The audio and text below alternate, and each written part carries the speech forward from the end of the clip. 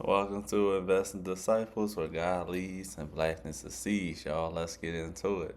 So today we're going to talk about a few things, but first thing first, we're going to talk about deregulation because I think it's important for people to know and understand what exactly deregulation is. Now, Trump said deregulation will stimulate job growth because deregulation does two things. It cut costs for compliance fees and it allowed businesses to start up a lot faster. Think of a food truck business.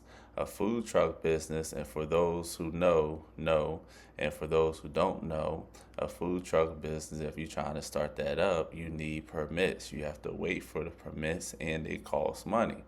Well, with deregulation, that takes away where you don't have to pay for the permits, which allows you to start up your business, run your business, be more innovative, hire faster. These are all the things that Trump wants to do with deregulation, right? So that's important. China doesn't have a deregulation issue.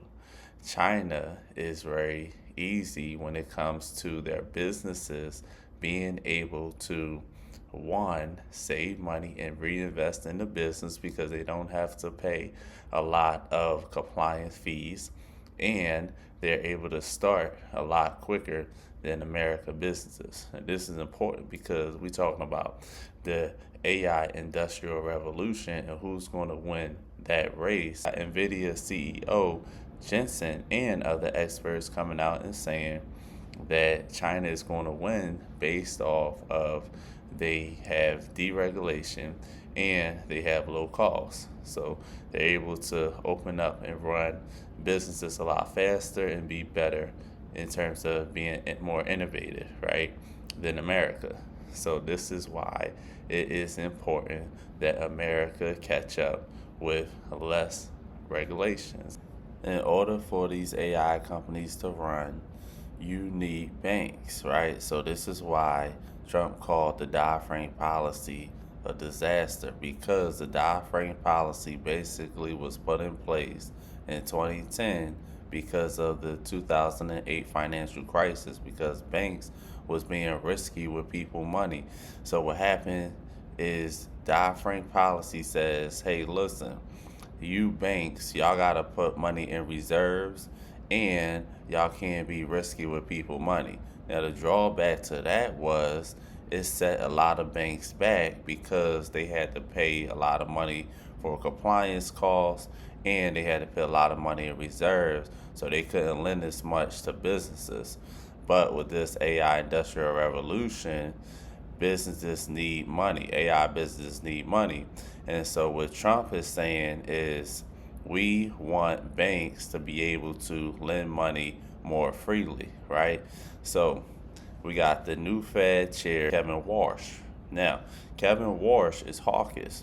He do not want to do rate cuts. What he want to do is he want to reduce the Fed's balance sheet. So we got to think, if Kevin Warsh is not coming in to cut rates, what is he coming in to do? Good question, right? So Kevin Warsh is coming in because he gets to reduce the Fed's balance sheet, make inflation go down. It's going to strengthen the dollar.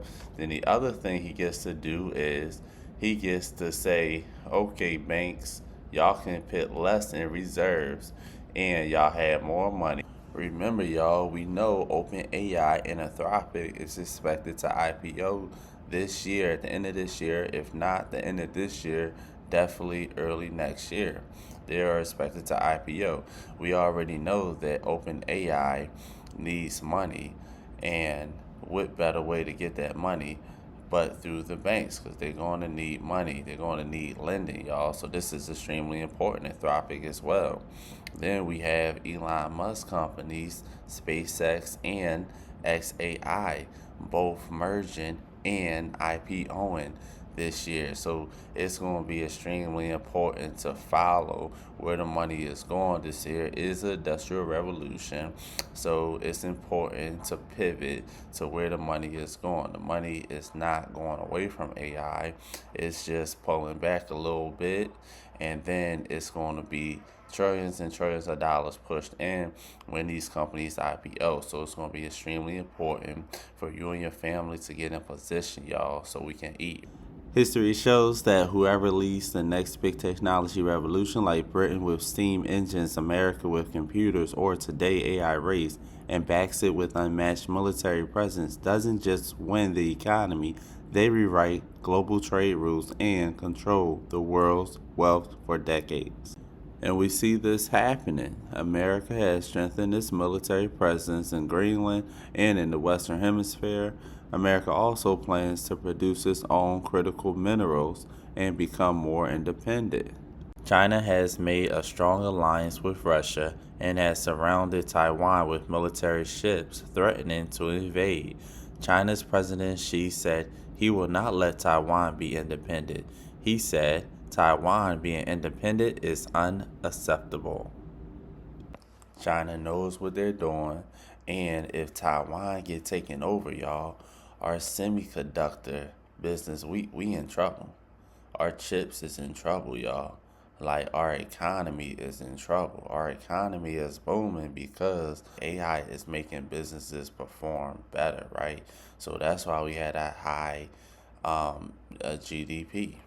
We had a high GDP the last quarter because AI is making businesses run more efficiently and making the economy grow. So with America and China, y'all, we got to listen to what they do and not what they say.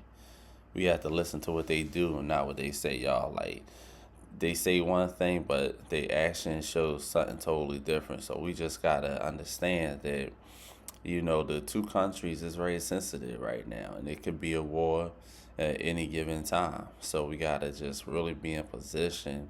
We can't just be out here just spending money just because we want to. We gotta make our money work for us.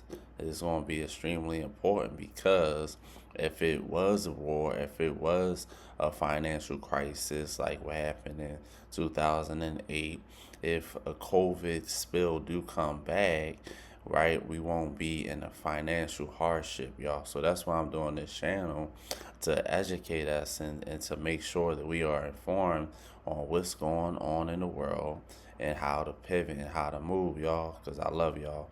And I just hope that we all just be smart about our money and our decisions when it comes to this financial literacy journey, y'all, that we are continuing to grow and thrive, y'all. So we just gonna keep going and keep moving, but that's what's going on right now.